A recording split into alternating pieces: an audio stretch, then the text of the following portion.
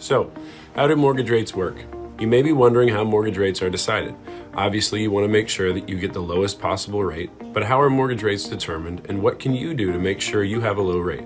Hi, this is Daniel Pigott with Homestar Financial, and in this video, we will share how mortgage rates work.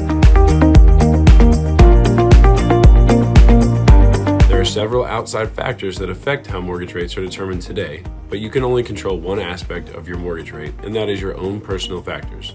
Lenders look at your qualifying factors to determine your risk level. The better your qualifying factors, the better the interest rate they'll offer. Mortgage rates begin with the current market rates, so you may wonder how the market affects those interest rates. Mortgage rates are affected by the overall economy. When the economic outlook is good, rates tend to increase, and rates fall when they're not so great. Mortgage rates are determined by many elements, including the inflation rate, the pace of job creation, and whether the economy is growing or shrinking. When the economy is doing well, borrowers can afford more. The Federal Reserve doesn't set mortgage rates, but it does affect mortgage rates indirectly. The Fed controls short-term interest rates by increasing them or decreasing them based on the state of the economy. While mortgage rates aren't directly tied to the Fed rates, when the Fed rate changes, the prime rate for mortgage usually follows suit shortly after. The Federal Reserve controls short-term interest rates to control the money supply. When the economy is struggling, as has been the case during COVID-19, the Fed lowers rates. These are not rates given to customers, but the rates at which banks can borrow money to lend to consumers. When the Fed decides they need to tighten up the money supply, they raise the Fed rate. While this doesn't directly increase mortgage rates, eventually banks and lenders must follow suit to keep up their cost to borrow money with the Fed. You certainly cannot control the economic factors of mortgage rates, but you can most definitely control your own personal factors.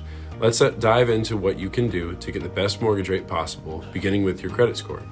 A high credit score means you're less of a risk to lenders. A high credit score shows that you pay your bills on time and you don't overextend your credit. When lenders pull your credit, they see you as a responsible borrower with a low risk of default.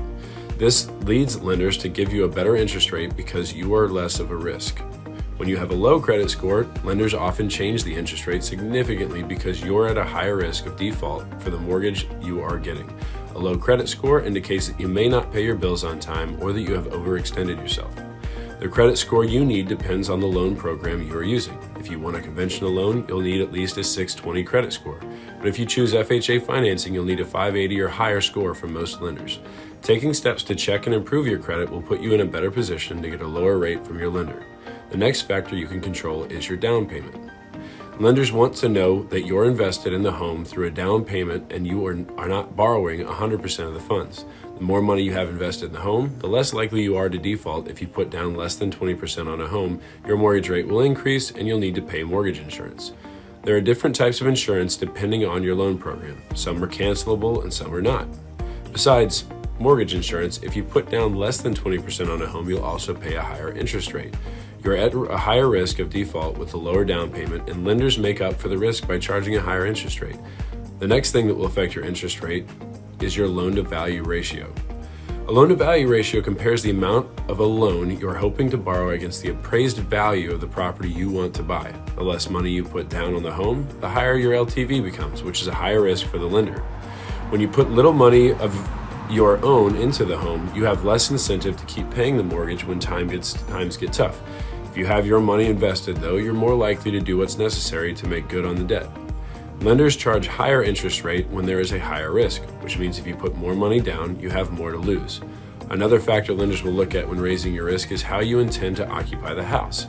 Lenders care about whether your home is your primary residence, which means that you will be living there, or if the home is a second home, like a vacation property, and finally, if the home is an investment property that you will rent out to others.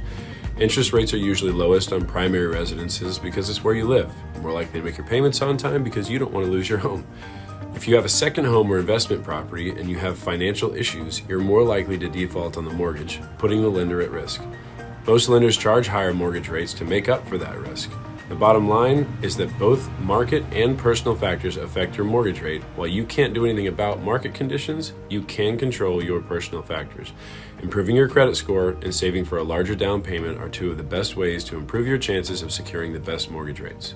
Be sure to take care of what you can control about mortgage rates by looking closely at your personal factors and make them as good as possible to ensure you get the best interest rates available when applying for a mortgage. Always be sure to work with a licensed mortgage professional and get your questions answered. Thanks for watching this video. My name is Daniel Pigott, Homestar Financial, and if you or someone you know is looking to buy or refinance or just get questions answered, please contact me at 727-967-4811. Look forward to getting you into the house of your dreams. Thanks.